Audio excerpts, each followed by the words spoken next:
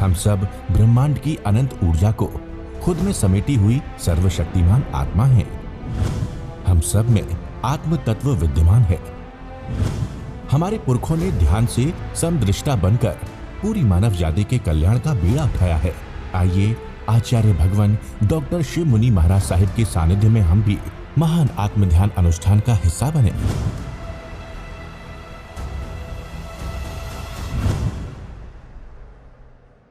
शासनपति भगवान महावीर, जिनका धर्म शासन, धर्म संघ, धर्म तीर्थ में इस पंचम काल में हम उनकी वाणी सुन रहे हैं। प्रभु सिद्ध बुद्ध और मुक्त हो गए हैं, प्रभु सिद्धालय चले गए।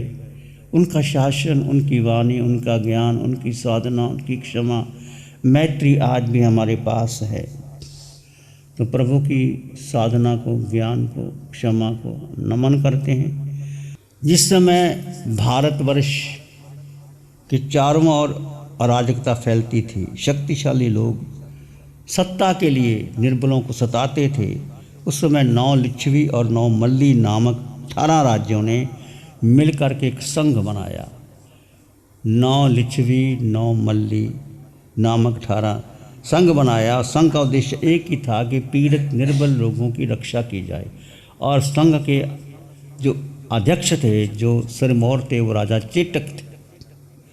राजा श्रेनिक ने अपने जीवन काल में एक घटना है, चेलना के लघु पुत्र हल को देवनामी हार और सिंचानक हाथी दे दिया। वो हार देवताओं के द्वारा दिया था, सिंचानक हाथी था।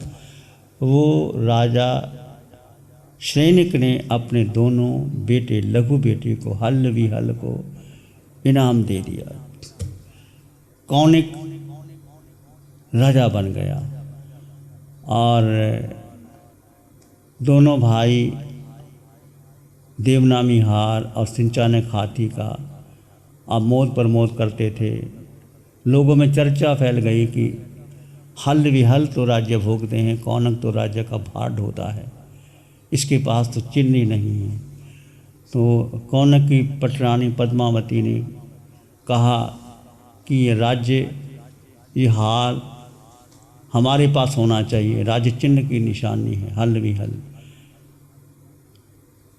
देवनामी हार और सिंचानक हाथी। कौनक ने कहा कि पिताजी ने दोनों भाइयों को दे दिया, अब उनको दे दिया तो मुझे क्या करना है? मान नहीं, हमारे पास रहना ही चाहिए, राज निशानी है। बहुत कुछ कहा, समझाया, नहीं मानी, ये तो लेना ही चाहिए, हमारे पास रहना ही चाहिए। स्त्री का हट, कौनक ने कहा ठीक है, और उसको संदेश दे दिया गया कि हल को कि सिंचानक हाथी जो देवताओं के द्वारा और बहुत सुंदर हाथी था, युद्ध जीतता था, देवनामी हार मुझे दे दिया जाए, क्योंकि तो राज्य चिन्ह है, ये मुझे मिलना चाहिए। भाइयों ने विनम्रता से कहा कि भाई, आप यदि देना चाहते हो तो हमें राज्य का अधिकार दे दीजिए, जैसे आपने 10 भाइयों को राज्य दिया, हमें भी दे दीजिए, हम दे देते। नहीं, तुमको कोई नहीं मिलेगा। जब व्यक्ति अहंकार में आ जाता, उसकी क्या दशा हो जाती है। विनम्रता से कहा, नहीं माना।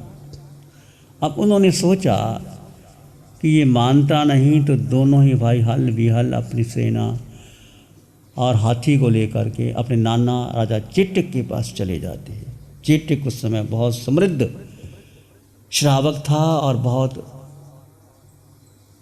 शासक था। चेटक के पास चला गया तो कौनों को पता चला, उसकी पत्नी ने कहा कि देखो, आपके बिना कहीं वो राज्य छोड़ करके राजा चेटक के पास चले गए हैं, ये हमारी बहुत बड़ी बेइज्जती है, आपको बताया नहीं गया, तुम राजा हो। और उकसाया उसको, उसकी पत्नी ने। कई बार जो घर की लक्ष्मी पत्नी होती है, उकसाती है उसको, कहाँ से कहाँ तक पहुँचाती। कौनक को और गुस्सा आया कि मेरे बिना पूछे चले गए, मैं राजा हूँ, कैसे चले गए। तो कौनक ने संदेशा भिजवाया राजा चेटक को कि हल को बोलो कि दोनों चीज़ें वापस कर दे, नहीं तो युद्ध होगा। राजा चेटक ने सबसे विचार विमर्श किया, क्या करना चाहिए अब ऐसा संदेश। सब ने कहा अन्याय तो नहीं होना चाहिए, न्यायपूर्ण होना चाहिए। राजा चेटक ने कहा कि तुम्हें ये हल ने तुम्हारे साथ जो देवनामी हार और सिंचानक हाथी लिया है, वो दे देता है, पर उसको अपना राज्य का हिस्सा दे दीजिए। कौनक और अहंकार में आ गया, मैं कैसे दे दूँ, मुझे वापस कर दो, धोखे से चले गए, ये करे वो किया, युद्ध होगा। चेटक ने कहा फिर ठीक है, न्याय का पक्ष लूँगा, अन्याय का पक्ष नहीं ले सकता, तुम कुछ भी करो। कहते हैं कि उस समय उसके 10 भाई, इतना बड़ा युद्ध हुआ, 10 भाई मारे गए। राजा चेटक ने ऐसे बाण किए 10 का सिर अलग, मर गए। कौनिक बहुत दुखी हुआ, क्या करना चाहिए अब, 10 भाई मर गए, सेनापति बनाया था। और कहते हैं उसने तप किया, तप करके चमरेंद्र और धर्मेंद्र आए और उनसे कहा कि मेरी विजय होनी चाहिए। और धर्मेंद्र ने कहा कि नहीं, तुम्हारा पक्ष न्यायपूर्वक नहीं है। शक्रेंद्र ने कहा चेटक राजा का पक्ष न्यायपूर्वक है, तुम्हें उसकी बात मान लेनी चाहिए। कौनक बोला कुछ भी हो, इस समय तो मेरी रक्षा का सवाल है, मेरे अभिमान का सवाल है, मुझे युद्ध जीतना ही है। तो शक्रेंद्र ने उत्तर दिया मैं अधिक तो कुछ नहीं रखूँगा, चेटक राजा के बाण से तुम्हें रक्षा करूँगा, बस और कुछ नहीं कर सकता मैं। चमरेंद्र बोला तुम मेरे मित्र हो, मैं सेना व्याक्रिय करूँगा और रथ मुसल का संग्राम व्याक्रिय करके तुम्हारी विजय दिलाऊँगा। चमरेंद्र ने यह कहा। शक्रेंद्र ने कहा कि मैं अधिक तो कुछ नहीं कर सकता, जो चेटक के बाण आएंगे उसका तुम्हारा रक्षा हो जाएगी। कौन को और आ गया, अहंकार आ गया, चलो विजय तो मेरी हो गई। कहते हैं कौनक बहुत प्रसन्न हुआ, कौनक युद्ध के लिए तैयार हो गया, चेटक के युद्ध करने लगा। कहते भगवान ने कहा उस संग्राम में 1,80,00,000 लोग मारे गए। उस संग्राम में 1,80,00,000 लोग मारे। किसके पीछे? हार और हाथी। और हार तो देव ले गए, क्योंकि देवनामी हार, हाथी युद्ध में मारा गया। सिंचानक हाथी युद्ध में मारा गया और हार देव लगे। और उसके पास क्या आया? और मर करके कौनक कहाँ गया? कौनक भगवान का भक्त था और कहते हैं कि उसने एक ध्वनि वादक रखा, भगवान कहाँ है उस समय पता लगने का वो अन्न जल ग्रहण करता था, ऐसा भगवान का भक्त था। पर जब व्यक्ति के मन में धन के प्रति अहंकार आ जाता है, सब कुछ नष्ट कर देता है। तो कौनक भगवान के पास गया, प्रभु मैं कहाँ जाऊँगा? भगवान ने कहा तुम छठी नरक में जाओगे। छठी नरक में जाओगे? भगवान मैं छठी नरक में जाऊँगा? कि छठी नरक में कौन जाता है? चक्रवर्ती की स्त्री छठी नरक में जाता है और चक्रवर्ती 7वीं नरक में जाता है। उसने कहा मैं छठी नरक में नहीं जाऊँगा, क्योंकि वो तो स्त्री जाति, मैं वहाँ नहीं जाऊँगा, मैं 7वीं नरक में जाऊँगा, जाए छठी में नहीं जाऊँगा। भगवान ने कहा तुम चक्रवर्ती नहीं बन सकते, चक्रवर्ती हो चुके हैं। नहीं, उसने भगवान की आज्ञा नहीं मानी। नकली रतन तैयार किए, रतन तैयार करके वो जा तमसरा गुफा की और जाने लगा। उसने तलवार से छेद किया, वहाँ से देव प्रकट हो गया। कहते मैं चक्रवर्ती बनना चाहता हूँ, कौनिक। तो उन्होंने कहा कि चक्रवर्ती नहीं बन सकते, तुम वापस चले जाओ, नहीं मैं चक्रवर्ती बनना है। तो कहते हैं एक ऐसी ज्वाला आई, वहीं गिर गया और मर गया, छठी नरक में गया, चक्रवर्ती नहीं बना। ये है उपधि का, प्रत्याख्यान नहीं किया। अपनी बात, महावीर का भक्त होने पर भी महावीर की बात को नहीं माना, इतना अहंकार आ गया, मैं चक्रवर्ती बनूंगा। और युद्ध लड़ा, निश्चित था एक हार और हाथी ले ले और उनको हिस्सा दे दे, क्या बड़ी बात। जैसे दुर्योधन और पांडवों का युद्ध हुआ, कृष्ण ने कितना समझाया दुर्योधन को, भाई तो 5 गांव ही दे दे, बाकी सब छोड़ दे, नहीं माना। ऐसा ही जीवन में जब अति हो जाती है तो कितना व्यक्ति पाप करता है। कहाँ भुगतान करेगा? वो कौन है जिसको अजात शत्रु कहा जाता था, भगवान का भक्त कहा जाता था। भगवान ने चेतावनी भी दी कि कौनक तेरे लिए चक्रवर्तीपन नहीं तू बन सकता, तू छोड़ दे, नहीं बन के दिखाऊंगा। भगवान से पूछा, भगवान ने स्पष्ट कह दिया कि तुम छठी नरक में जाओगे, मैं चक्रवर्ती बनना चाहता हूँ, छठी नरक में मैं जाऊँगा ही नहीं। स्त्री जाति, तो स्त्री जाति में वहाँ कहाँ जाऊँगा, मैं 7वें में जाऊँगा। जब व्यक्ति में अहंकार, स्वार्थ, लोभ आ जाता है तो देखता नहीं क्या करना है क्या नहीं करना। तो ये घटना है कि हमें अपने जीवन में जब ये धन है, धन, पद, यश, प्रतिष्ठा व्यक्ति को बहुत दुर्गति की ओर ले जाती है।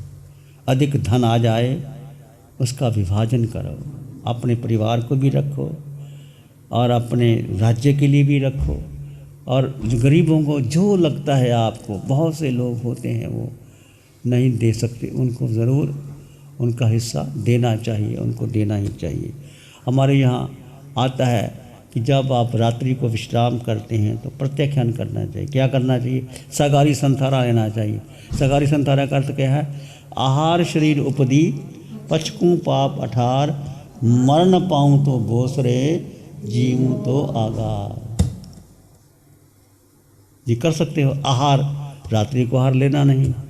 शरीर के पर ममता छोड़ दो। उपदी, जो भी आपने रखा है, संग्रह किया हुआ है, जो भी आपके पास धन दौलत, हीरे जवाहरात, सोना चांदी, उसका त्याग कर दो। आहार शरीर उपदी, पचकूँ पाप अठार, 18 पाप स्थानक, प्राणातिपात, मिश्रावाद, हत्यादान, मैथुन, परिग्रह, क्रोध, मान, माया, लोभ, राग, द्वेष, कलह, अभख्यान, पैशून्य, परिपरिवाद, रति, अरति, माया, मोसा, मिथ्या दर्शन, शल्य, 18 पाप स्थानों को त्याग करके समाधि में रात को व्यतीत करो। यदि रात को कोई ऐसा अचानक हो जाए, मौत भी आ जाए, तो गति सुधर जाएगी। नहीं है, नवकार मंत्र करके पार ना कर लो, जो करना कर लो। तो हमें भगवान की वाणी पर अत्यंत श्रद्धापूर्वक, उपदी पुण्य का कार्य भी बनती है, नजरा भी देती है और दुर्गति की ओर भी लेके जाती है। आहार जरूरी है। थानंग सूत्र में उपदी के 3 भेद कहे गए, कर्म उपदी, शरीर उपदी और बाह्य भंडोपकरण उपदी। उपदी का मतलब जो भी सामग्री है तुम्हारे, ये कर्म उपदी। कर्म हम बांधते चले जाते 24 घंटे। यदि आपके पास भेद विज्ञान नहीं है, भगवान की साधना नहीं है, जड़ और चेतन का भेद कीजिए। जड़ और जीव 2 तत्व जुदा जुदा है। जड़ यानी ये देह, देह में आपका मन, बुद्धि, इंद्रियां और आपका शरीर, और ये शरीर अलग है और आत्मा अलग है। आत्मा ये एक मुसाफिर है, ये देह के अंदर है, पर दोनों के गुण धर्म अलग है।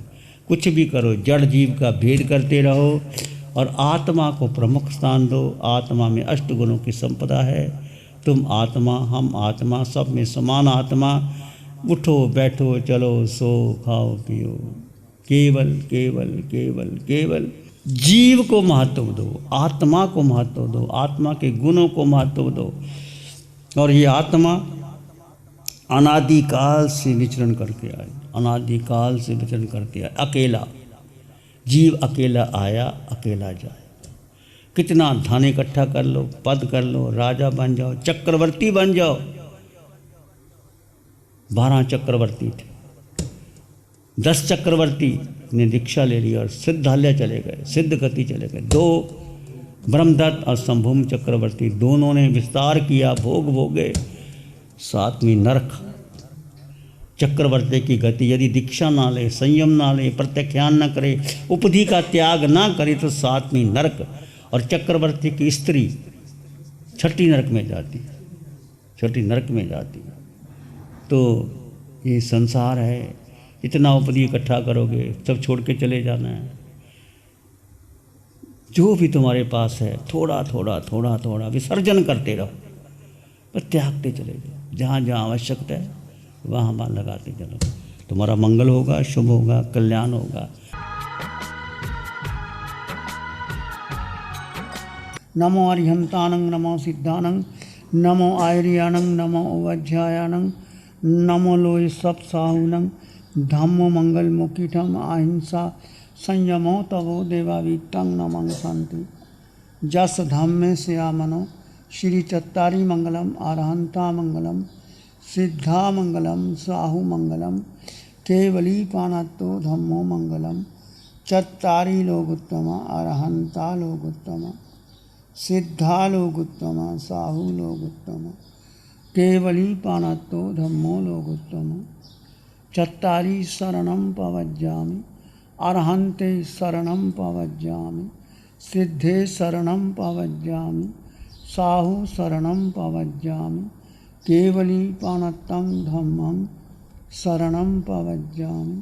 चार है शरण दुख हरण जगत में और न शरण कोई होगा जो भव्य प्राणी करे आराधन उसका अजर अमर पद होगा उसका सदा ही मंगल हो।